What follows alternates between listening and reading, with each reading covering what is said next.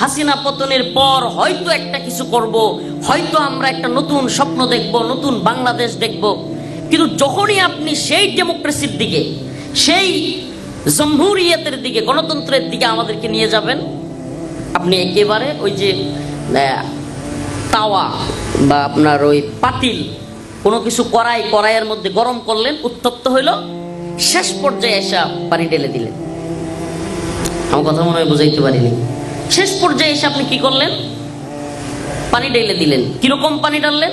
যে আপনি এতক্ষণ বললেন খিলাফা, শরিয়া, মুহাম্মদ বিন কাসিম, খালিদ বিন ওয়ালিদ, এরপর সালাউদ্দিন আইয়ুবী, শাহজালাল, মুজাররাদে আমিনী, সবার নাম বললেন, মাঠ কাঁপাইলেন, সবকিছু করলেন, শেষমেশ সিল মারো ভাই সিল মারো, অমুক মার্কাই সিল মারো। তাইলে কি হবে? দিন প্রতিষ্ঠিত হবে। আমার প্রশ্ন, গোটা পৃথিবীতে, পৃথিবীর শুরু লগ্ন থেকে আজ পর্যন্ত গণতন্ত্রের মাধ্যমে 1 ইঞ্চি ভূমিতে দিন প্রতিষ্ঠা হয়েছে? আপনি কোন দিন বলেন? আপনার দিনটা আসলে কি? মুহাম্মদ রাসূলুল্লাহ সাল্লাল্লাহু আলাইহি ওয়াসাল্লামের দিন, আল্লাহ এবং তার রাসূলের দিন? আমার প্রশ্ন কেন? কারণ আপনার দিনের মধ্যে মহিলাদের টিম লাগবে, মহিলাদের পুরুষদের সামনে বক্তৃতা দেওয়া লাগবে, এবং টকশোর মধ্যে মহিলাদের সাথে আপনার দলের বড় নেতা হাসাহাসি কইরা কথা বলা লাগবে। এই দিন মুহাম্মদ রাসূলুল্লাহর দিন না? এই দিন কার দিন না? মুহাম্মদ রাসূলুল্লাহ সাল্লাল্লাহু আলাইহি ওয়াসাল্লামের দিন। ভাই, কথাগুলো বললে অনেকে বলে, হুজুর আপনারা তাইলে কি করবেন? আপনারা ঘরে বসে থাকবেন আর বক্তব্য দিবেন মাঠে ঘাটে, আর কোনো কিছু আপনাদের কাজ নাই? বলে কি বলে না? যে আপনারা গণতন্ত্রের বিরোধিতা করবেন আর কি করবেন? ঘরে বসে বসে থাকবেন, বক্তব্য দিবেন। আমার প্রশ্ন, প্রিয় ভাইরা আমার, এই গণতন্ত্র এই জামানায় কোনো ব্যক্তি যদি না বুঝে, এক কথায় আবারও বলি, উম্মার জাগরণে করণীয় যেই শিরোনাম দেওয়া হয়েছে, আমি যদি এক কথাই বলি যে উম্মার জাগরণ থেমে আছে কেন? এই উম্মা কেন আফগানের তালেবানের মতো, মোল্লা ওমর রাহিমাহুল্লাহর দলের মতো পৃথিবীকে চমকায় দিতে পারতেছে না? কেন এই উপমহাদেশেও বড় জাগরণ হচ্ছে না? পুরা পৃথিবীতে কেন জাগরণ তৈরি হচ্ছে না? এর বর্তমান পৃথিবীতে আধুনিক বিশ্ব ব্যবস্থায় সবচাইতে বড় বাধা এই জমহুরিয়ত কিংবা এই গণতন্ত্র। এই গণতন্ত্র হলো আধুনিক বিশ্ব ব্যবস্থার ইসলামের বিরুদ্ধে সবচাইতে বড় ধর্ম।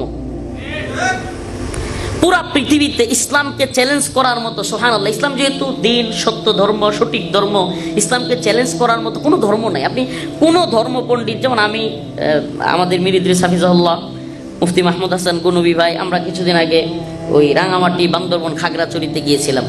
তো আমরা মাঝে মাঝে বিভিন্ন সনাতন ধর্মাবলম্বী হিন্দু যাদেরকে বলেন, তাদের বড় বড়দের সাথে কথা বলছি, দেখা করছি।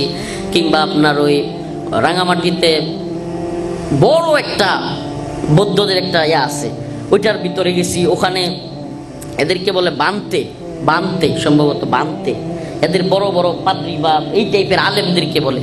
তো গনবী ভাই ওই ভান্তেদের সাথে কথা বললেন। তো সব জায়গায় একটা জিনিস কি, মানে এই সমস্ত ধর্মের লোক যারা, এরা তো কোরআনের সামনে, ইসলামের সামনে 5 মিনিটও টিকার মতো কোনো সামর্থ্য নেই, আছে নেই? তাইলে ইসলামকে চ্যালেঞ্জ করা যাবে কি দিয়া? জর্জ রোসো এবং আব্রাহাম লিঙ্কনরা এই গণতন্ত্র আবিষ্কার করেছে ইসলামকে চ্যালেঞ্জ করার জন্য।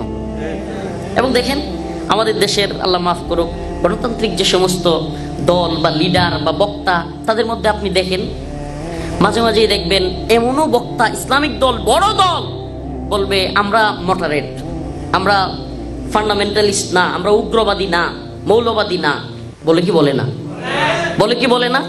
আমরা মৌলবাদে বিশ্বাস না, মানে আল্লাহ যা বলছে আমাকে তাই মানতে হবে চোখ বন্ধ করে, আমি এটাতে বিশ্বাস করি না। যদি কোনো ব্যক্তি এই ধরনের হয় যে আল্লাহ যা বলছে আমি তাই বিশ্বাস করি না, সেই ব্যক্তি মুসলমান না। তাইলে আমাকে মানতে হবে আল্লাহ যা বলছে হুবহু। ক্বালু সামি'না ওয়া আতা'না। আল্লাহ বলেন যে মুসলমান মুমিন হলো তারা যারা শোনা মাত্রই বলে সামি'না ওয়া আতা'না, আমি শুনলাম এবং মানলাম। সুবহানাল্লাহ। আমার কোনো কথা নাই, আমার কোনো ব্যক্তিগত বক্তব্য নাই, আল্লাহর কথা। আল্লাহ বলছে সুদ হারাম হারাম, আল্লাহ বলছে ব্যবসা হালাল হালাল, আল্লাহ বলছে মদ হারাম হারাম, আল্লাহ বলছে জিনা হারাম হারাম। আমার কোনো বক্তব্য নেই, আমার কি নাই, কোনো বক্তব্য নাই। এটা হইলে কি হইতো, ওইটা হইলে কি হইতো, হ্যাঁ সুদের মধ্যে মানুষ লাভবান হয়, এই হয় সেই হয়, আমার কোনো যুক্তি নাই। নাউজুবিল্লাহ, আমার কি নাই, কোনো যুক্তি নাই, কোনো যুক্তি নাই। দেখেন আমাদের এই কথাগুলো বলার কারণে আমাদের উপরে ট্যাগ আসতেছে, অনেক ধরনের বাধা বিপত্তি আসে না। এই যে আমাদের প্রিয় ভাই আসিফ আদনান, আজকে দেখেন এই ভাইয়ের নামে এই 5 আগস্টের পরে রেজাউল করিম আবরার, আসিফ আদনান ভাই, তারপরে জাকারিয়া মাসুদ ভাই, ওনাদের নামে একটা মামলা হয়ে গেল। কোনো মানে এটার কোনো ডকুমেন্ট নাই, কিংবা এটার কোনো প্রমাণ নাই, তথ্য নাই, কিছু নাই, মামলা দিয়ে দিল। এটা শুধু ওনাদের নামে না, আমাদের অনেকের নামে এই ধরনের মামলাগুলো দিয়ে দেয়। বক্তব্য কি? আমরা উগ্রবাদী, আমরা জঙ্গিবাদী। নাউজুবিল্লাহ। তো আপনি জঙ্গিবাদী উগ্রবাদী বলবে, এটা আল্লাহ জানতেন। এই জন্য আল্লাহ বলছে ওয়ালা ইয়াখাফুনা লাউমাতা লাইম, তারা কোনো নিন্দুকের হিংসুকের পরোয়া করে না। তো আমি বলবো আমরা এগুলোর পরোয়া করি না। আমি আপনার অনেকে প্রশ্ন করে যে হুজুর আপনারাও তো হাসিনা বিরুদ্ধে আন্দোলন করেছেন, আওয়ামী লীগের বিরুদ্ধে আন্দোলন করেছেন, হ্যাঁ তখনও বলেছেন এখনো বলেন, তো হাসিনার বিরুদ্ধে আন্দোলন করলেন, আপনাদের তো দেখলাম না ইসলামপন্থীদের বড় কোনো সরকারে অগ্রাধিকার পাবে বা ইসলামপন্থীদের কোনো ভালো অবস্থান তৈরি করতে পারলেন না, আপনারা তো কিছুই পাইলেন না, অযথায় আন্দোলন করলেন। এখন আবার এই সরকার দেখেন ইসলাম বিরোধী কার্যক্রম করতেছে, ইসলামের পথে বাধা সৃষ্টি করতেছে, জাতিসংঘের কমিশন তৈরি করে দিল, তারাও আলেমদেরকে আবার জঙ্গি বলা শুরু করতেছে। তো কি পাইলেন? আমি বলি ভাই এই প্রশ্নটার উত্তর খুবই জরুরি, একটু খেয়াল করে শুনবেন। বলে কি আপনাদেরকে বলে কিনা জানি না, আমি আসিফ আদনান ভাই আমরা যারা একেবারে 5 আগস্টের আগে রাজপথে ছিলাম, আন্দোলন করেছি, কথা বলেছি, আমি শুনি হুজুর আপনাদের তাইলে কি হইলো, হাসিনাকে তারাইয়া আপনারা আসলে কি পাইলেন?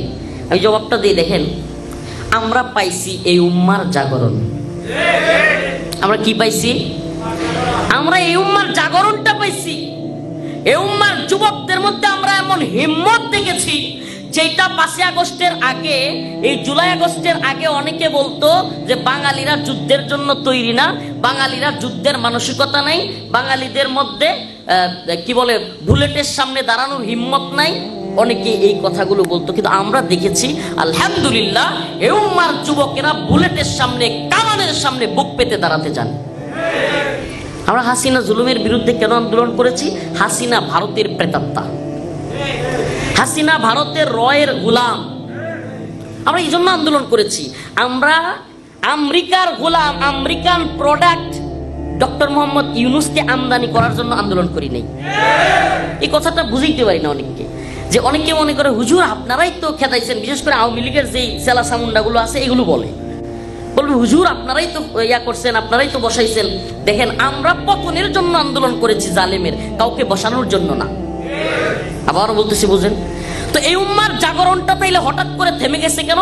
থেমে গেছে সামনে সিলমারো ভাই, সিলমারো আসতেছে, সবাই আশায় আছে এদেশের ইসলামপন্থীরা একটা কিছু করে ফেলবে।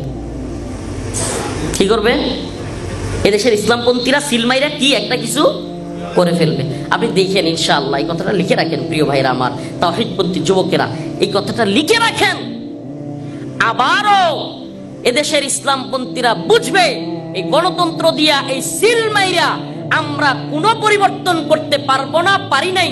শেখ হাসিনা 17 বছর ছিল, সকল দল মত নির্বিশেষে চেষ্টা কইরাও সিল দিয়া 2014তেও পারে নাই, 18তেও পারে নাই, 24এও পারে নাই, সিল দিয়া হাসিনা রে পতন ঘটাইতে, পালাইয়া যাইতে বাধ্য করতে পারছে?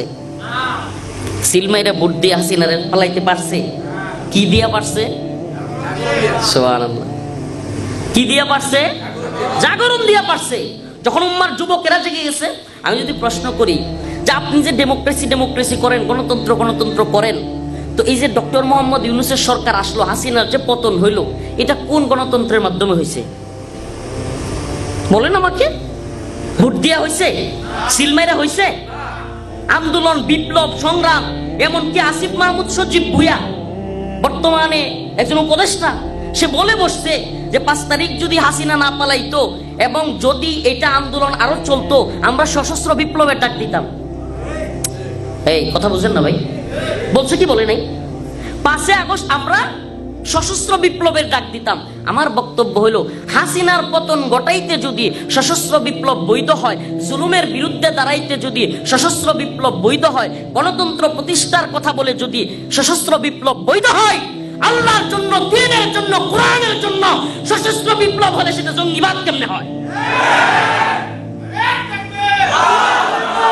গণতন্ত্রের জন্য হইলে, জাতীয়তাবাদের জন্য হইলে সশস্ত্র বিপ্লবের কথাও বুক ফুলায় বলা যায়। ওই সময় কেউ আসিফ মাহমুদকে বলে না যে আপনি তো ফান্ডামেন্টালিস্ট, আপনি তো মৌলবাদী। ওই সময় আবার আমেরিকান ওই লাল কুত্তার বাহিনীও আইসা আসিফ মাহমুদের সাথে চা খায়, বক্তব্য দেয়। কিন্তু যখন আমরা বলি যে এই দিন প্রতিষ্ঠার জন্য অকাতিলুহুম হাত্তা লা তাকুনা ফিতনা ওয়া ইয়াকুনা দ্বীনু কুল্লুহু লিল্লাহ, যতক্ষণ না আল্লাহর দ্বীন আল্লাহর জন্য পরিপূর্ণ হয়ে যায়, ততক্ষণ পর্যন্ত কিতাল ফি সাবিলিল্লাহ করতেই হবে। এটা কার কথা? তাইলে ফিতনা নির্মূল হওয়ার আগ পর্যন্ত এই ফিতনার অর্থ কি? এই ফিতনার মাধ্যমে আল্লাহ পাক কি বুঝাইছেন? কুফর এবং শিরক। আমি বলি, কুফর এবং শিরক কি বিদায় হইছে? আধুনিক বিশ্ব ব্যবস্থার সবচাইতে বড় কুফর হলো এই গণতন্ত্র। এই গণতন্ত্র কি করে? আল্লাহর একত্ববাদকে মাইনাস করে জনগণের মধ্যে বলে সমস্ত ক্ষমতার মালিক জনগণ। নাউজুবিল্লাহ। তাইলে আল্লাহর একত্ববাদকে, আল্লাহর যে রুবুবিয়ত, উলুহিয়ত, বা আল্লাহ যে রব, তিনি যে সব পারেন, আল্লাহর সার্বভৌমত্বকে টেনে নিয়ে জনগণের মধ্যে ফেলে দেয়। নাউজুবিল্লাহ।